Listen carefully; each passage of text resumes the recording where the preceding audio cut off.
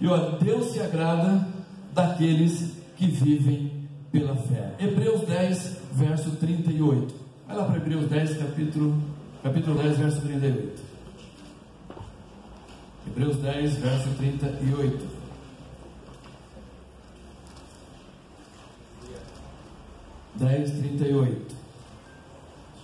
Diz assim: todavia o meu justo viverá pela fé, e se retroceder, nele não se compraz a minha alma. Olha que coisa interessante. É um texto que a gente conhece tanto, né? Mas o meu justo, ele viverá pela fé. O cristão é justificado pelo sangue de Jesus. Aleluia. E ele vive pela fé. E o texto diz: se retroceder, nele não se compraz a minha alma. Não há prazer em Deus quando você recua, quando você retorna, quando você volta, quando você deixa aquilo que Deus também coloca nas suas mãos. É interessante que muitas vezes nós temos a tendência de recuar naquilo que Deus coloca nas nossas mãos. E a palavra diz que Deus não tem prazer nisso. Deus não se alegra com isso. Eu me lembro de situações que eu já vivi na minha vida, fazendo a obra de Deus, servindo ao Senhor. E eu me lembro de um momento que nós tínhamos ali, eu acho que mais de 200 jovens na igreja. E naquele momento, o meu pastor de jovem, ele resolveu ter o seu ministério. Ele disse: olha, não dá para andar mais com você, eu não consigo andar com você. Foi o que ele me disse. E eu não era ideal, né, irmãos? Então ele disse: não dá para andar com você. Eu falei assim: se não dá para andar comigo, tchau, né? Vai embora. Eu sei que ele saiu, e naquela época ele levou na igreja mais de 80 pessoas, 4 supervisores de célula, quase 15 líderes de célula e mais uma gama de pessoas. E quando ele levou essas pessoas, o que acontece com a igreja? O problema não é as pessoas saírem, o problema é as pessoas as que ficam. E nesse momento há uma grande dificuldade ali na igreja.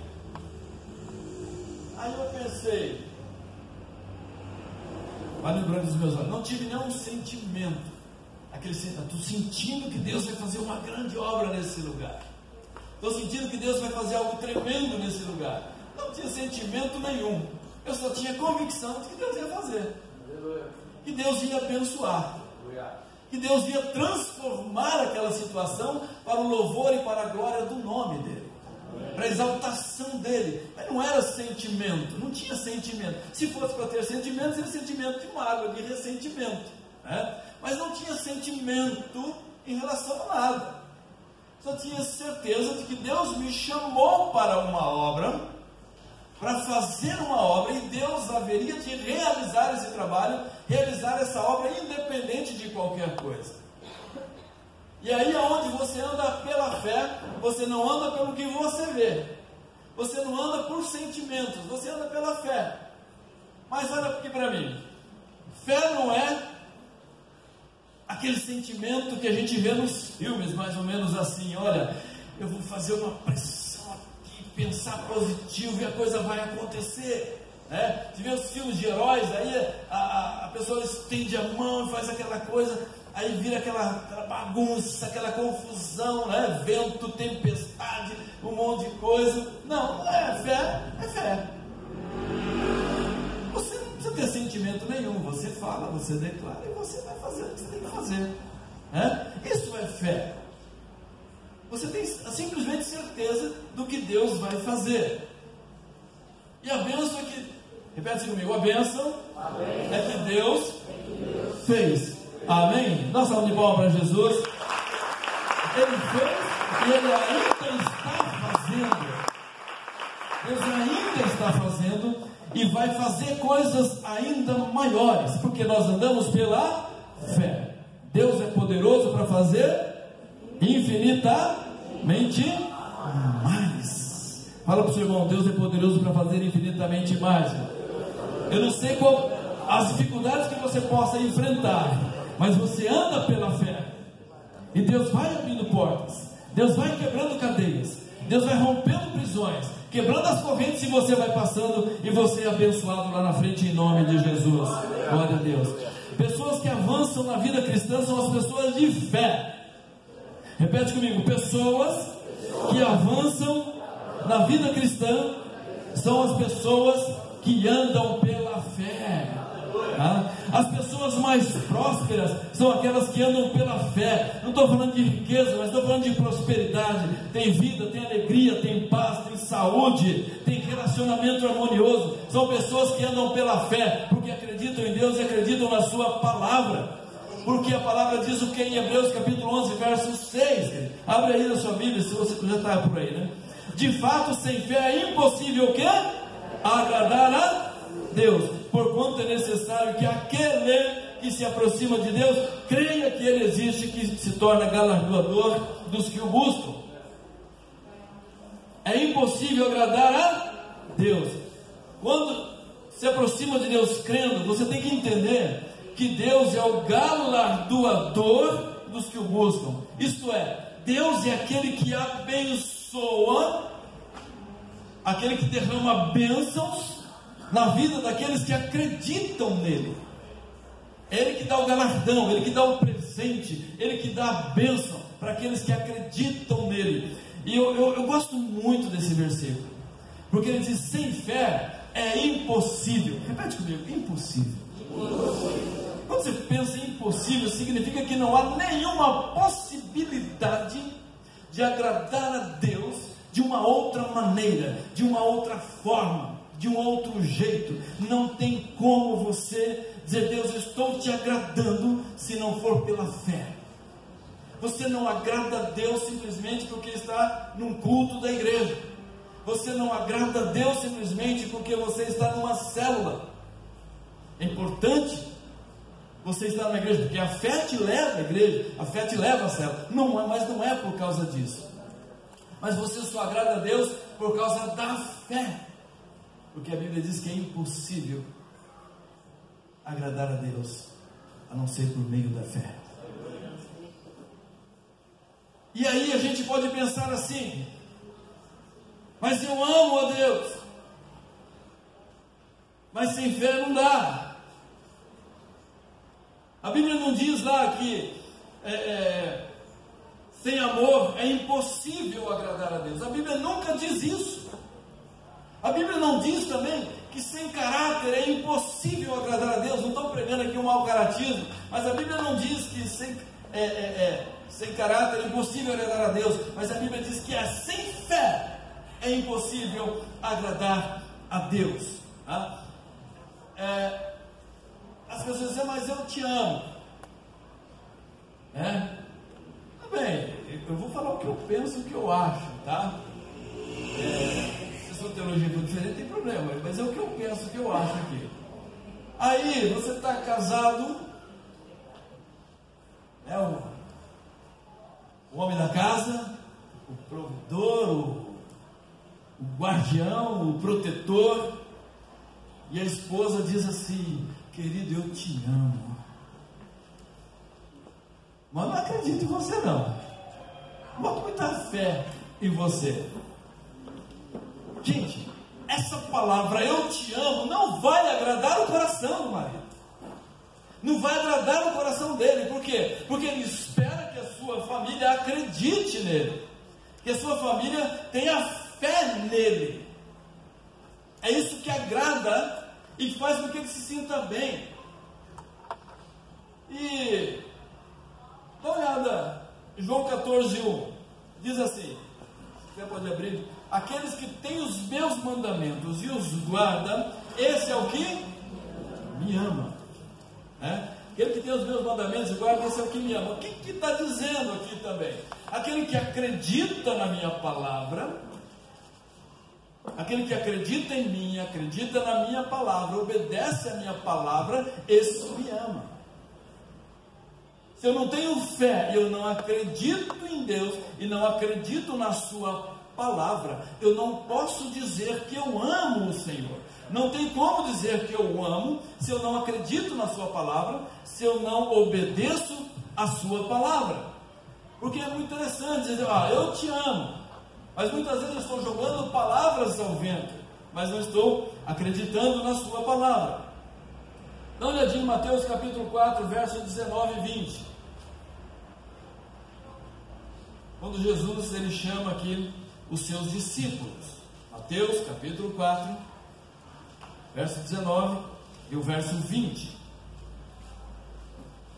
É no 18. Caminhando junto ao mar da Galileia, viu dois irmãos, Simão, chamado Pedro, e André, que lançavam as redes ao mar, porque eram pescadores. Estavam trabalhando, tinham uma empresa, né? Ou estavam bem empregados.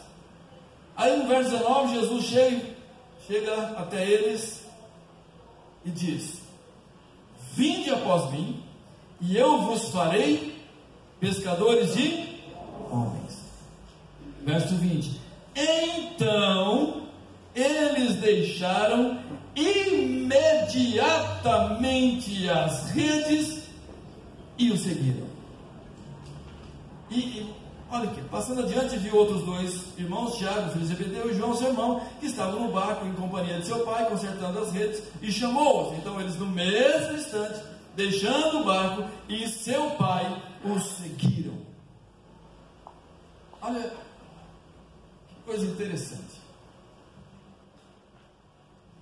Jesus está passando. Provavelmente já ouviram falar de Jesus, com certeza. Talvez tenham ouvido já falar de Jesus.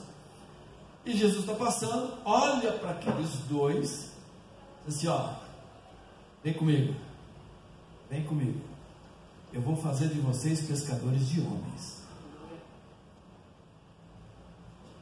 Olha que interessante. A Bíblia não diz que eles titubearam, pelo menos não está escrito. Eles ficaram discutindo a situação com Jesus, né? Não foi assim. Jesus está passando e fala assim, vinde após mim. Levante os dois, por favor. Levante os dois, vinde após mim. Vamos fazer. Eles imediatamente se levantaram e seguiram. Por que eles se levantaram e seguiram a Jesus? Porque eles acreditaram em Jesus. Eles tinham fé em Jesus. Agora, senta ali, por favor. Agora imagina que Jesus chega e fala assim, vinde após mim, eu vos farei pescadores. Eles começam a discutir, mas peraí, eu vou ter que deixar o barco? O meu trabalho?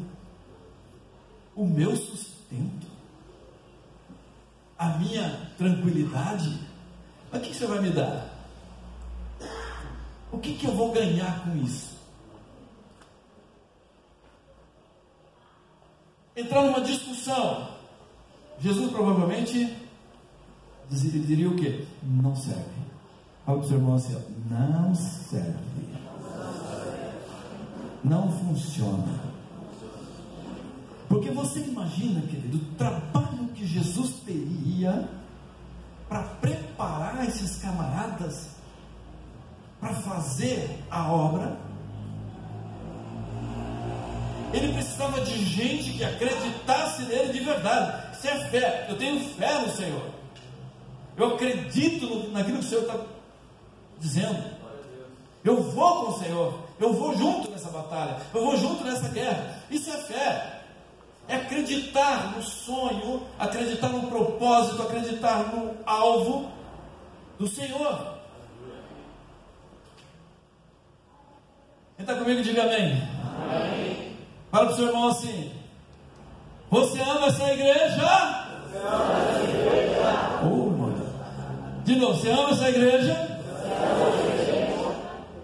Agora eu vou perguntar. Ele não pediu não, tá, gente? Eu estou aqui, tá, Marcelo? Você ama o seu pastor? Ah, fala mais forte agora. Você ama o seu pastor?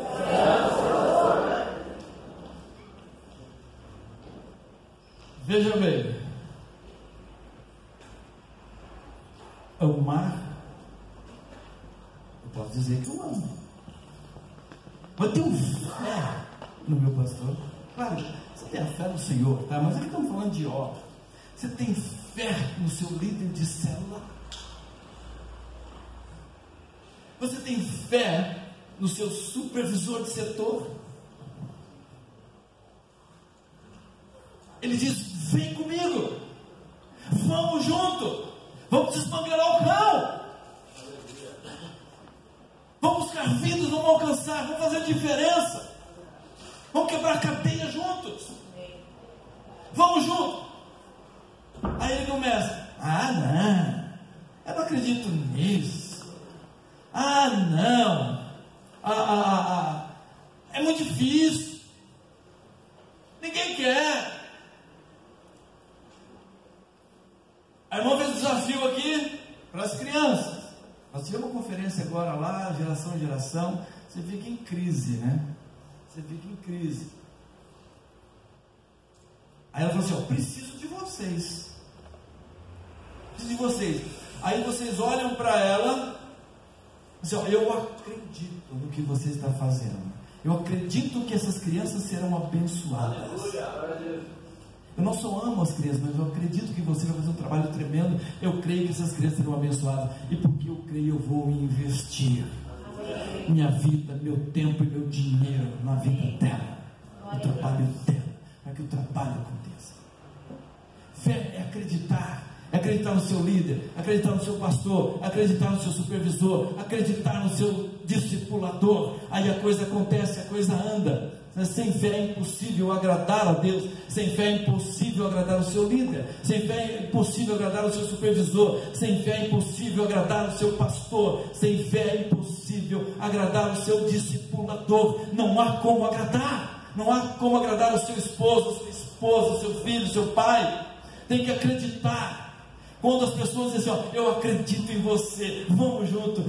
Olha, o líder da Puro, as pessoas ficam felizes, e a coisa acontece, porque aí cria-se unidade, e quando há unidade a coisa acontece, o inimigo é derrotado, o nome do Senhor é exaltado, o nome do Senhor é glorificado. Unidade através da fé. Eu acredito nessa obra, eu acredito nesse trabalho. Eu não estou aqui na igreja simplesmente porque a igreja, como diz o Edilio, é um supermercado. O que é ver supermercado, né, irmãos? O que você vai no supermercado fazer o quê? Você vai buscar alguma coisa, você vai comprar alguma coisa. Você vai lá como um consumidor. Você vai lá como consumidor no supermercado. Você chega no supermercado e você procura o melhor produto com o preço mais baixo. Assim comigo, eu não estou no supermercado. Não vim como consumidor procurando o melhor produto com o preço mais baixo.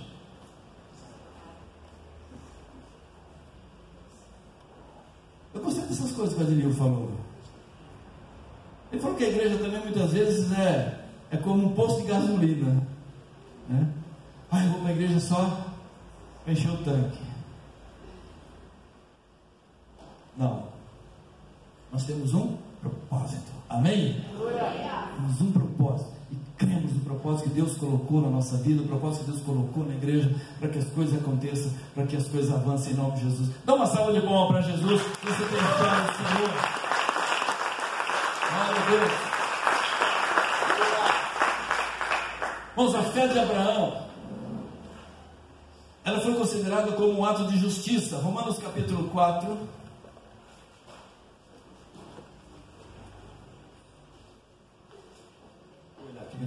Aquele negócio está funcionando, não, irmãos. Deixa eu colocar aqui. Romanos capítulo 4, 19 a 22.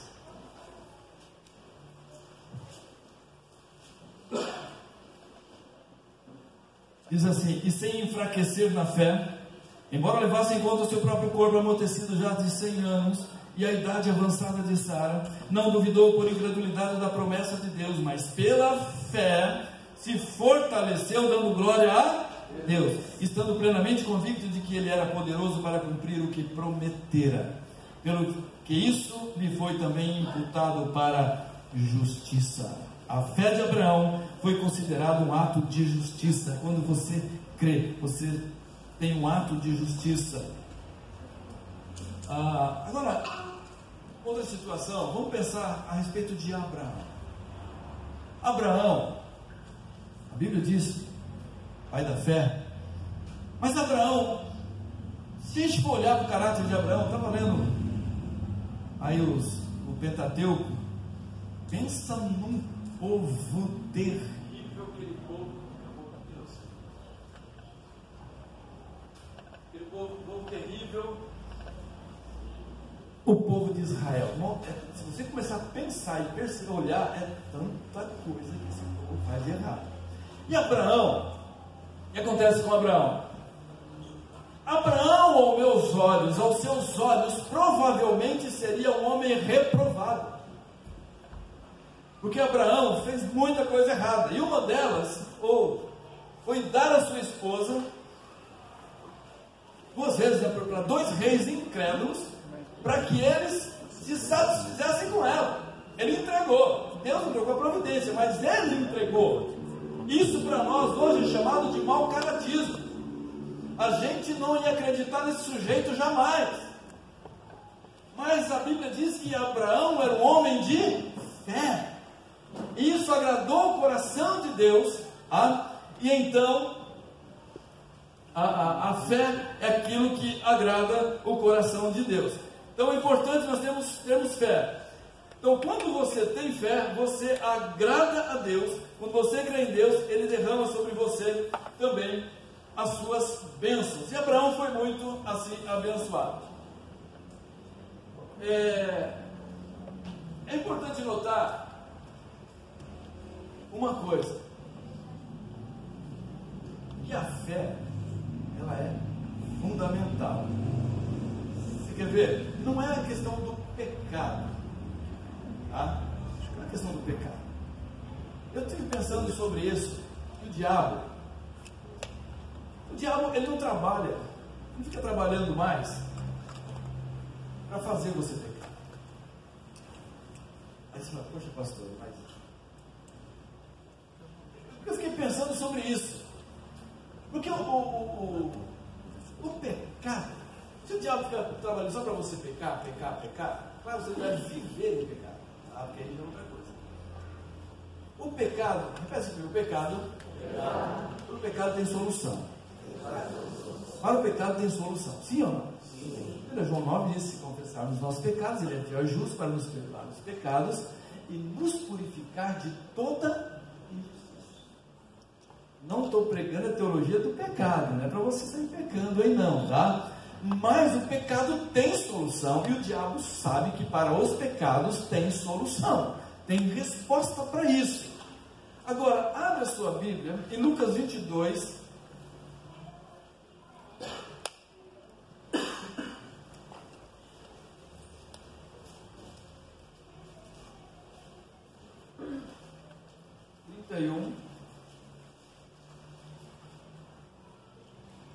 Diz assim: Simão, Simão, eis que Satanás vos reclamou para vos peneirar como trigo. Eu, porém, roguei por ti, para que a tua fé não desfaleça. Tu, pois, quando te converteres, fortalece os teus irmãos. Tu, porém, quando te converteres, fortalece os teus irmãos. A Bíblia diz aqui que Satanás queria peneirar ou cirandar Pedro. E a Bíblia diz que Jesus ele intercede por Pedro. Mas Jesus não intercede para que Pedro não seja peneirado, ele não sofra as consequências, os baques, os ataques, as provações, as dificuldades. Jesus, ele ora simplesmente para que Pedro tenha fé, não perca a sua fé.